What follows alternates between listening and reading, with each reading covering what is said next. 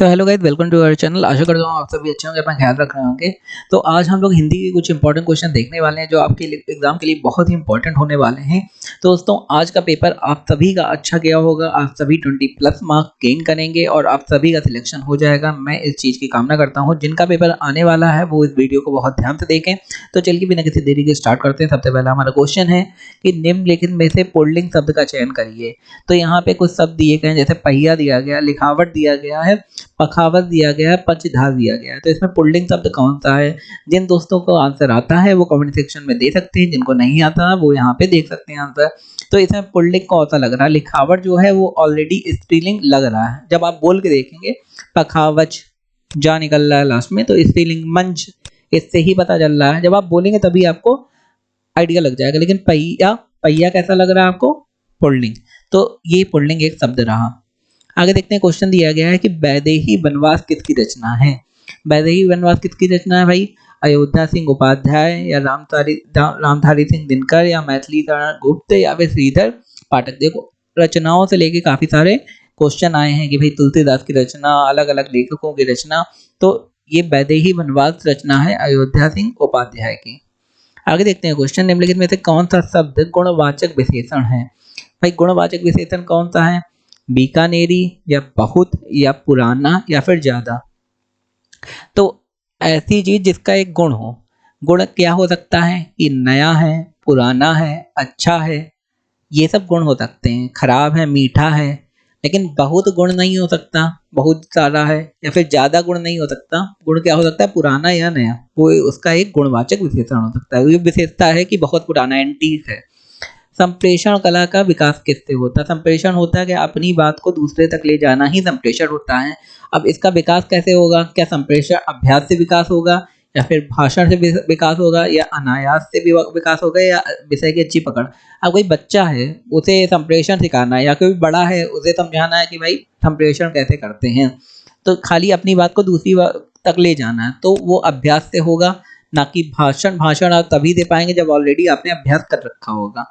तो आगे देखते हैं क्वेश्चन, निम्नलिखित में से कौन सा कर्म के आधार पर क्रिया का भेद है? तो द्विकर्मक क्रिया, संयुक्त क्रिया, सकर्मक क्रिया या फिर अकर्मक क्रिया। तो इसमें नहीं है लिखा है।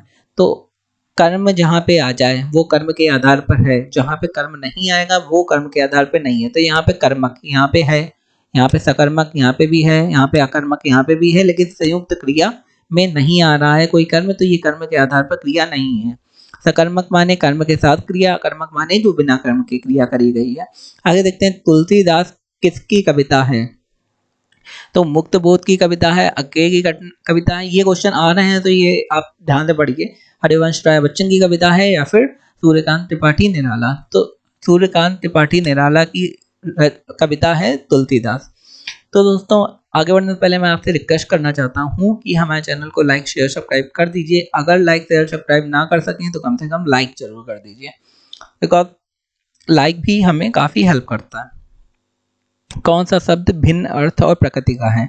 जिसका अर्थ और प्रकृति दोनों ही भिन्न है। तो जैसे चिरंतन है, शाश्वत है, या सनातन है, या अधुनातन है। तो देखो, बाकी सारे एक जैसे वर्ड हैं। चिरंतन, शाश्वत, सनातन, ये सारे पॉजिटिव वर्ड हैं, लेकिन अधुनातन ये नेगेटिव वर्ड है। आ लगा है आगे, तो ये हम सबसे भिन्न हो जाएगा शब्द। तो यहाँ पे हम लोग टिक लगा देंगे। आगे देखते हैं, क्वेश्चन दिया गया है कि कवि और उसकी रचना का कौन सा जोड़ा सही नहीं है? नहीं वाला पूछा गया। नहीं पे बहुत ध्यान दीजिए, बार बार मैं कहता हूँ। पहला लिखा है शिवराज भूषण का भूषण। शब्द रसायन ये देव ने लिखा। परिमल सूर्यकांत त्रिपाठी निराला ने लिखी है। उद्धव शतक भारतेंदु हरिश्चंद्र। तो इसमें कौन सा सही नहीं है? आप कमेंट सेक्शन में आंसर दे सकते हैं अपना। मैं आपको आंसर बता देता हूँ कि ये चौथा वाला सही नहीं है। उद्धव शतक का भारतेंदु हरिश्चंद्र ये इसका नहीं होगा। इसका बाकी सारे सही होंगे। जैसे शिवराज भूषण ने भूषण, ये दोनों मिल ही रहे हैं, आप समझ जाएंगे। शब्द रसायन देव ने लिखा है। परिमल किसने लिखी? सूर्यकांत त्रिपाठी निराला, ये आपको पता भी होगी। संप्रेषण कला क्या नहीं है? तो अलंकरण, आत्मविश्वास, प्रभावशाली भाषा और विचारों और भावनाओं को व्यक्त करना। संप्रेषण माने अपनी बात दूसरे तक ले जाना, तो विचारों और भावनाओं को व्यक्त करना तो है ही। प्रभावशाली भाषा भी है, आत्मविश्वास भी है, बिना आत्मविश्वास के आप संप्रेषण नहीं कर सकते, आपकी भाषा प्रभावशाली नहीं होगी, लोग सुनेंगे नहीं। अलंकरण, भाषा में अलंकार मतलब नई नई चीजें जोड़ना, संप्रेषण नहीं, आपको खाली बात अपनी दूसरे तक पहुंचानी है। तो ये सारे सही हैं, क्या नहीं है? अलंकरण, तो ए वाला सही हो जाएगा यहाँ पे।